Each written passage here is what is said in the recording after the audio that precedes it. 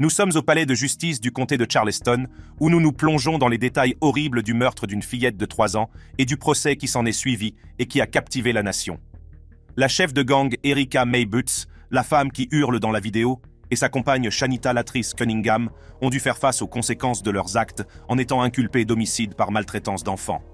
Découvrons les faits choquants, explorons le drame de la salle d'audience et assistons à l'effondrement émotionnel d'Erika May Butts et de sa complice à l'annonce de leur sentence. Pour bien comprendre les crimes choquants commis par Erika May Butts, il est essentiel de se plonger dans son passé et de découvrir les motifs de ses actes odieux. Née le 15 juillet 1997 à Somerville, en Caroline du Sud, Erika a grandi dans un environnement troublé qui l'a conduite vers les ténèbres. L'enfance d'Erika a été marquée par l'instabilité et le dysfonctionnement. Sa vie familiale était caractérisée par la négligence, la maltraitance et l'absence de modèles positifs. Ayant grandi dans la pauvreté, Erika a été confrontée à de nombreuses difficultés qui l'ont rendue vulnérable et susceptible d'être influencée par des forces négatives. Jeune fille, Erika a lutté pour trouver sa place dans le monde. Elle aspirait à l'amour, à l'attention et à un sentiment d'appartenance qui semblait perpétuellement hors de portée. C'est au cours de cette période de vulnérabilité qu'elle a rencontré Shanita Latrice Cunningham, une femme qui allait devenir à la fois son amante et sa partenaire dans le crime. Shanita, de 5 ans l'aînée d'Erika, était elle-même une personne perturbée. Avec un passé criminel et un penchant pour la violence, elle exerçait une forte influence sur Erika. Ensemble, elles ont formé un lien toxique et destructeur qui a conduit aux événements tragiques qui se sont déroulés ce jour fatidique.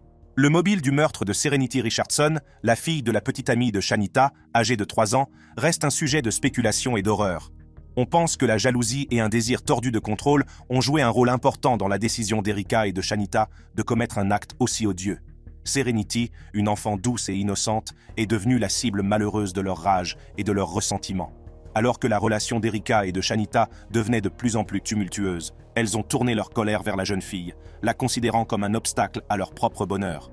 Les détails des sévices infligés à Serenity sont trop horribles pour être racontés, mais il est clair qu'elle a subi une douleur inimaginable de la part de ceux à qui elle avait été confiée. Les profondeurs de la dépravation d'Erika et de Shanita ont été révélées au cours du procès. Les dépositions des témoins ont brossé un tableau effrayant des mauvais traitements subis par Serenity dans les jours qui ont précédé sa mort tragique. Cette horrible démonstration de cruauté et de violence a choqué la communauté et a laissé un impact durable sur toutes les personnes impliquées dans l'affaire.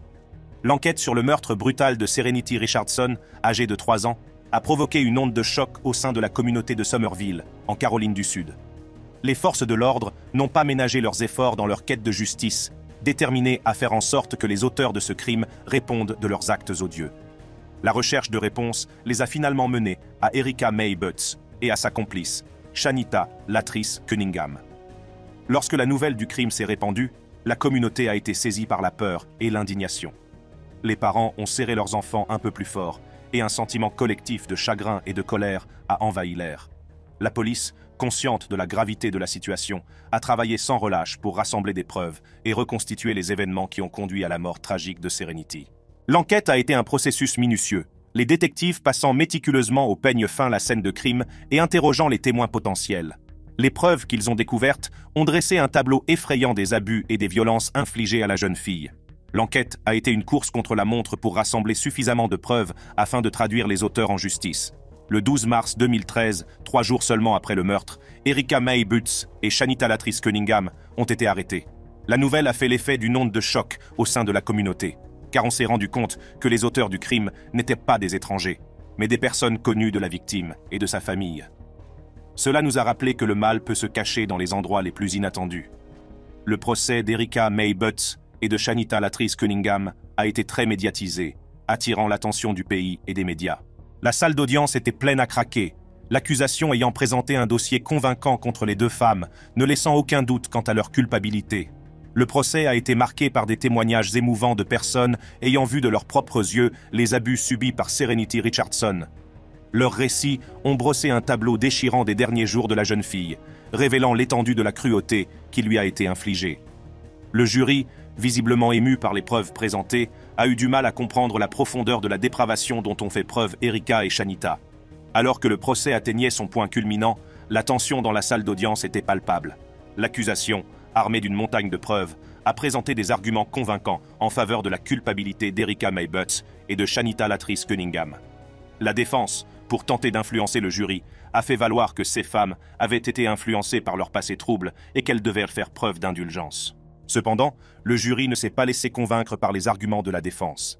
Après de longues délibérations, il a rendu un verdict qui a fait l'effet d'une onde de choc dans la salle d'audience. Erika May Butts et Shanita Latrice Cunningham ont été reconnus coupables du meurtre de Serenity Richardson et ont été condamnés à des peines allant de 20 ans de prison à la perpétuité, sans possibilité de libération conditionnelle. L'impact émotionnel du verdict a été immédiat et profond. Erika et Shanita, qui avaient gardé un comportement stoïque tout au long du procès, se sont effondrés sur le sol, poussant des gémissements incontrôlables et luttant pour reprendre leur souffle. Cette scène dramatique a laissé toutes les personnes présentes dans la salle d'audience stupéfaites et leur a rappelé brutalement les conséquences de leurs actes. La condamnation d'Erika May Butts et de sa compagne Shanita Latrice Cunningham, membre d'un gang, a permis à la communauté de tourner la page, mais les cicatrices laissées par leurs crimes odieux ne se refermeront jamais complètement. La perte de Serenity Richardson, une jeune vie pleine de promesses et d'innocence, nous rappelle tragiquement l'impact dévastateur que la violence peut avoir sur les individus et les communautés. Les crimes choquants commis par Erika May Butts et sa complice, Shanita Latrice Cunningham, ont laissé un impact durable sur la communauté de Somerville, en Caroline du Sud et au-delà. Les conséquences de leurs actes odieux se sont répercutées sur la vie des personnes concernées, changeant à jamais le cours de leur existence. La perte de Serenity Richardson, une enfant brillante et innocente de 3 ans, a été une tragédie qui a secoué la communauté jusqu'au plus profond d'elle-même. La nouvelle de son meurtre brutal a fait l'effet d'une onde de choc dans tout le pays, laissant de nombreuses personnes aux prises avec un sentiment d'incrédulité et de chagrin. L'impact de sa mort prématurée se fera sentir pendant des années. La famille de Serenity, en particulier, a subi de plein fouet la douleur et la dévastation causées par les actes d'Erika et de Shanita. La perte d'un enfant est une blessure qui ne guérit jamais complètement, et le vide laissé par l'absence de sérénité sera à jamais un rappel douloureux de la violence insensée qui lui a coûté la vie.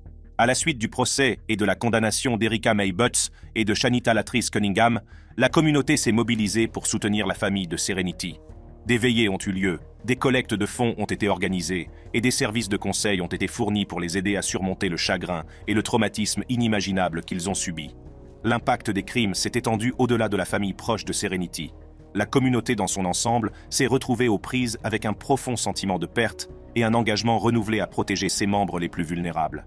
Cette tragédie a servi de sonnette d'alarme, suscitant des conversations sur la prévention de la maltraitance des enfants, l'importance de signaler les soupçons et la nécessité de mettre en place des systèmes de soutien pour les familles à risque.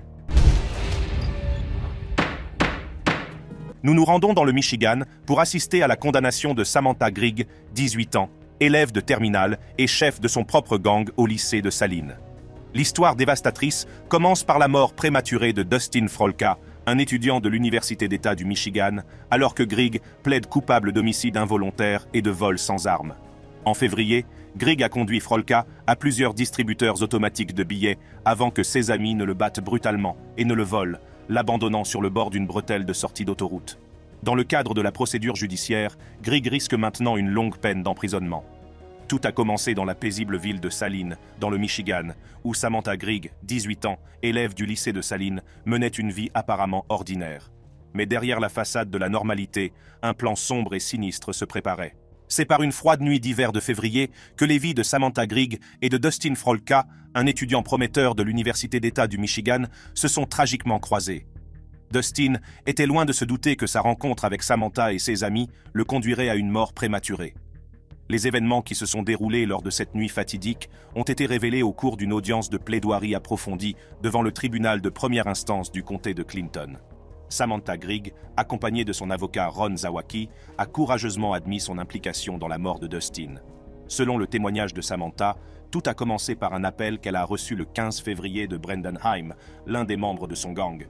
Haim, ainsi que Tyrell Bredernitz, avaient un plan sinistre en tête, battre ou voler Dustin Frolka. Samantha n'a pas révélé comment elle connaissait Dustin, laissant ce détail entouré de mystère. Mais ce qui s'ensuivit fut une série d'événements qui allèrent changer à jamais la vie des personnes concernées. Samantha accepte de conduire Haim et Bredernitz à East Lansing, où réside Dustin. Elle était loin de se douter des horreurs qui les attendaient. Samantha a déposé Haim et Bredernitz à l'appartement de Dustin, attendant à proximité qu'ils mettent en œuvre leur sinistre plan. Quelques instants plus tard, elle reçoit un SMS de Haim lui demandant de venir les chercher. Alors que Samantha s'approchait de l'appartement, Haim est sorti et a demandé si Dustin pouvait les rejoindre dans la voiture. Les détails concernant la présence de Dustin dans le véhicule ne sont pas clairs. On ne sait pas si Dustin manquait d'argent ou si Haim et Bredernitz ont changé d'avis concernant le vol. Avec Dustin dans la voiture, Samantha les conduit, apparemment en mission pour aider Dustin à acquérir de l'argent. Mais Dustin était loin de se douter que cette balade prendrait une tournure sinistre. Il rentrait à East Lansing, roulant sur une bretelle de sortie de l'Interstate 69 dans le canton de Bass, lorsque l'impensable s'est produit. Haim, assis sur le siège arrière, a soudainement lancé une attaque brutale contre Dustin. Dans une tentative désespérée d'échapper à la violence, Dustin a ouvert la portière du Ford Explorer Sport Track et a sauté à l'extérieur alors que le véhicule roulait à une vitesse élevée, entre 45 et 60 miles par heure. Samantha, choquée par la tournure des événements, arrête la voiture. Mais au lieu d'aider Dustin, elle prend une décision qui fait froid dans le dos. Elle laisse Haim et Bredernitz sortir du véhicule, leur donnant ainsi l'occasion de poursuivre leur assaut sur Dustin. Haim et Bredernitz se sont jetés sur Dustin, le battant sans pitié et lui dérobant environ $800. Les 3 adolescents de Saline ont ensuite pris la fuite sans ménagement, laissant Dustin seul et gravement blessé. Ce n'est que plus tard qu'ils ont appris le destin tragique de Dustin. Dustin, incapable de survivre aux blessures qui lui ont été infligées, a été transporté d'urgence à l'hôpital Sparrow de Lansing, où il a tragiquement succombé à ses blessures. Les détails choquants de ce crime ont laissé la communauté incrédule. Le plaidoyer de Samantha Grigg a permis d'abandonner les charges les plus graves d'homicide volontaire, de vol à main armée et d'association de malfaiteurs en vue de commettre un vol à main armée au profit des charges moins graves d'homicide involontaire et de vol à main nue. Dans le cadre de cet accord, Samantha a accepté de témoigner contre les membres de son gang, Bredernitz et Haim. Bredernitz a renoncé à son droit à une mise en accusation formelle devant une cour de circuit et la date du procès a été fixée. Haim, quant à lui, fait actuellement l'objet d'un examen de compétences, ce qui rend son retour au tribunal incertain. L'avocat de Samantha, Ron Zawacki, l'a décrite comme une musicienne talentueuse n'ayant jamais eu de condamnation pénale. Cependant, elle doit faire face à des accusations supplémentaires de possession de drogue après avoir été trouvée avec de la marijuana, des pilules sur ordonnance et des accessoires de drogue lors de son arrestation ce jour fatidique. Samantha, qui était elle-même une étudiante prometteuse, attend maintenant sa condamnation à une date ultérieure et reste incarcérée sans caution. Après l'aveu de culpabilité de Samantha Grigg, le système judiciaire s'est mis en branle, cherchant à obtenir justice pour la mort tragique de Dustin Frolka. L'audience de plaidoirie a permis de faire la lumière sur les événements qui ont conduit au crime, mais elle a également ouvert la voie à un accord de plaidoirie qui allait déterminer le sort de Samantha. Samantha, initialement accusée de meurtre, de vol à main armée et d'association de malfaiteurs en vue de commettre un vol à main armée, risquait une peine d'emprisonnement à perpétuité. Cependant, son avocat, Ron Zawacki, a négocié un accord de plaidoyer qui réduisait les charges à l'homicide involontaire et au vol sans arme. L'accord de plaidoyer, bien qu'aboutissant à des charges moins lourdes, n'a pas été sans conséquences. Samantha a accepté de témoigner contre ses complices, Tyrell Bredernitz et Brendan Haim, en échange d'une réduction de peine. Cette décision changera à jamais le cours de sa vie. Bredernitz, qui a renoncé à son droit de comparaître devant une cour de circuit, doit être jugé à une date ultérieure. La date limite à laquelle il doit plaider coupable a été fixée. Quant à Haim, son affaire a pris une tournure différente. Haim, qui subit actuellement un examen de compétences, a laissé le système judiciaire dans l'incertitude. La date de son retour au tribunal reste inconnue, ce qui ajoute une couche de complexité à la procédure judiciaire. L'aveu de Samantha lors de l'audience de plaidoirie a révélé qu'elle était au courant du projet de vol lorsqu'elle est allée chercher Bredernitz et Haim à Saline. Le plan, qui aurait été élaboré lors d'une fête le 14 février, consistait à offrir à Samantha de l'argent pour l'essence, afin qu'elle conduise les 2 individus à Saline pour le vol. Toutefois, l'accusation a fait valoir que l'implication de Samantha dans la conspiration et sa présence lors du crime la rendaient également responsable de l'issue tragique. Aux yeux de la loi, son rôle dans les événements qui ont conduit à la mort de Dustin justifiait qu'elle rende des comptes. Alors que la procédure judiciaire se poursuit, la date de condamnation de Samantha se rapproche. Le 27 mai, le tribunal décidera du sort de cette jeune femme qui avait un avenir prometteur devant elle. Tout au long de la procédure, Samantha est restée incarcérée sans caution, dans l'attente de sa condamnation. Le poids de ses actes et les conséquences auxquelles elle allait devoir faire face pesaient lourdement sur elle. L'accord de plaidoyer, tout en réduisant les charges, ne garantissait pas une peine clémente pour Samantha. Le tribunal avait le pouvoir d'imposer une peine d'emprisonnement allant de 3 ans et demi à 20 ans, soit une partie importante de sa jeune vie. La communauté, encore sous le choc de la mort de Dustin, attend l'issue de la condamnation de Samantha. La justice sera-t-elle rendue? La peine sera-t-elle à la hauteur du crime? Ces questions étaient présentes dans l'esprit des personnes touchées par cette tragédie. À l'approche de la date du procès, l'impact des actes de Samantha s'est fait sentir dans toute la communauté. La perte de Dustin Frolka, un jeune étudiant prometteur à l'avenir radieux, a laissé un vide qui ne pourra jamais être comblé. La condamnation permettrait non seulement de clore ce chapitre, mais aussi de rappeler les conséquences dévastatrices qui peuvent découler d'une erreur de jugement et de l'influence de la pression exercée par les pairs. Le jour de la sentence, le tribunal a le pouvoir de déterminer la durée de la peine de Samantha, une décision qui déterminera le cours de sa vie. L'éventail des peines, de 3 ans et demi à 20 ans de prison, plane sur Samantha dans l'attente de la décision du juge.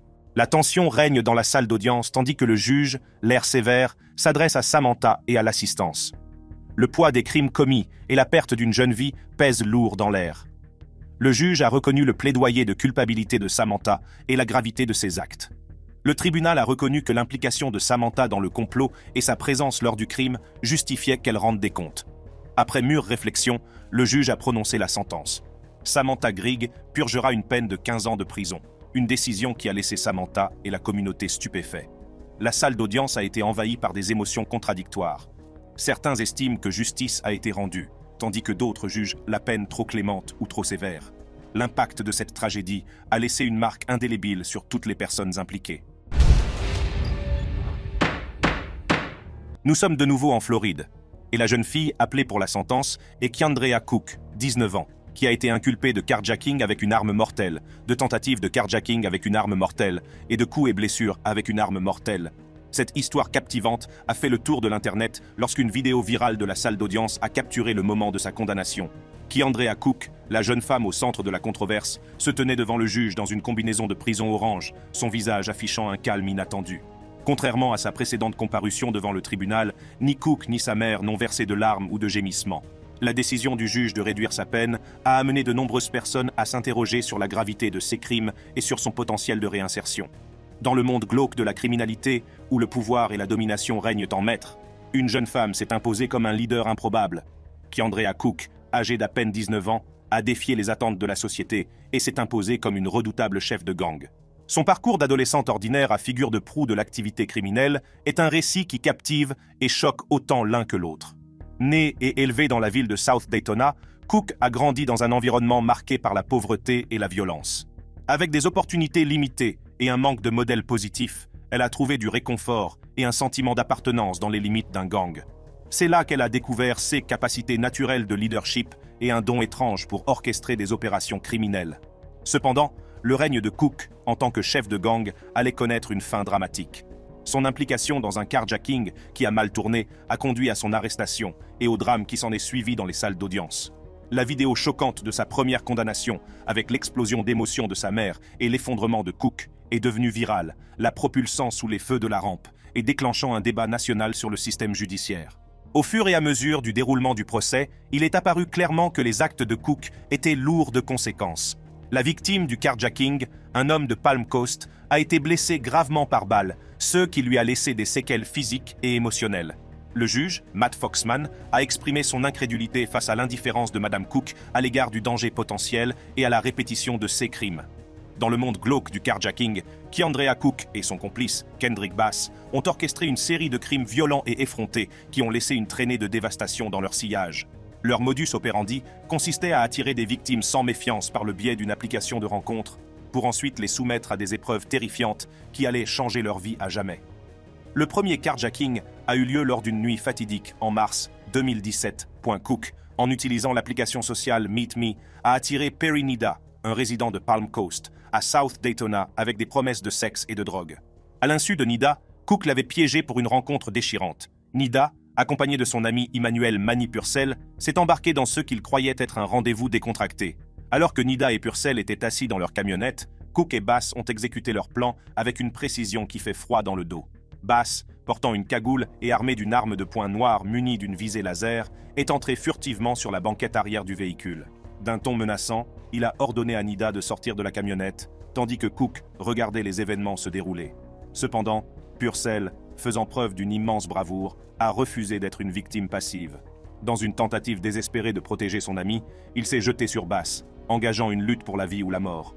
Dans le chaos qui s'ensuit, Bass tire 2 coups de feu, dont l'un atteint Purcell à l'abdomen. Par miracle, Purcell a survécu, mais les cicatrices physiques et émotionnelles le hanteront à jamais. L'audace de Cook et Bass ne s'est pas arrêtée à ce pénible incident.